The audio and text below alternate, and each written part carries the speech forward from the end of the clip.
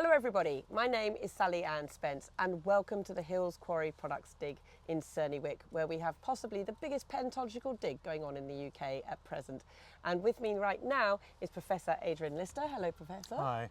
Now Adrian, you are a specialist in mammoths and you've been looking at some of the, well pretty much all the teeth that have come up so far from a 3-week dig. Yep.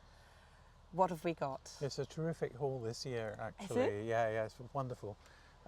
Mostly mammoth teeth, but one or two of them are of a different kind of elephant species, the so-called straight tusked elephant. So now we know that there were two different kinds of elephant-like big mammals here at that time. Right, okay. This is one of the mammoth teeth. This is actually a relatively young adult. You see it's relatively small for a mammoth. It's just one molar tooth, and this is the fourth tooth of the series, because these mammoths got through 6 sets of teeth in their life. You know, they lived about 60 or 70 years. Yes. And they replaced their teeth 5 times, so they got through 6 sets of teeth. And we can tell roughly the age of an individual specimen by which tooth it is. So this one was probably about 10 or 12 years old. Okay, and how long were they living for then? 60 or 70 years, something like that, similar to living elephants. Right. Whereas this wonderful pair are the last tooth of the series, and it's quite worn down. It's already been chewing a lot on this surface. So this animal was probably about 40 when it died. What's very special about these is that these are a matching pair, because most of the teeth that we've got from the site are just odd individual teeth that have long ago fallen out of the skull, and the skull bone has probably disintegrated, and so we've just got the one tooth. These two, they're so very similar, but they are mirror images of each other. So these are actually the left and right teeth of one animal. It's the same animal. So they would have been deposited as the skull, but the skull bone, which is much softer and more easily eroded than tooth enamel, which is really hard, the skull bone over time has disappeared in the deposit. We're left with these two teeth that were found very close together. And they're left and right of the same individual. And these are the roots then?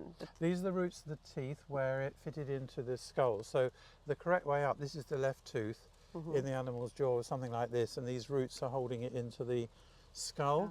And then this is the chewing surface where the lower tooth of the lower jaw ground against it to chew up its plant food. Okay. And with these teeth then, they help us understand what species of elephant mammoth we have here. Yes. Do they help us understand what these animals were eating? Whether they were both sharing the same type of food and environment? So you know, the straight tusked elephant, this is actually a very young animal, but it was actually a bigger kind of elephant than the mammoth. Here we're talking about an individual which in the adult was about 10 tons.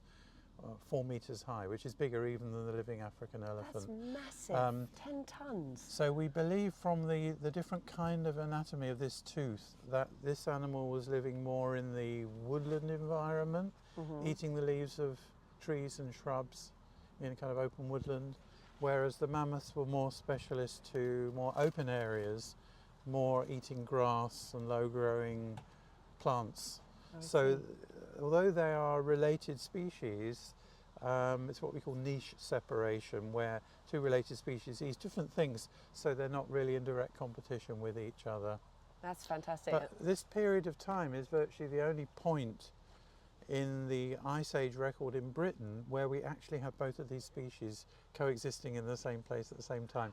So it's really quite special. And when we say mammoth, everybody focuses on the woolly mammoth because of television programs and films and things. Sure. But is this a woolly mammoth or a steppe mammoth? Is it possible to tell that, or is that up in the air a little bit? Actually, you know, this is another one of the reasons why the Cernywick site is so important scientifically, because the woolly mammoths are best known from the last Ice Age.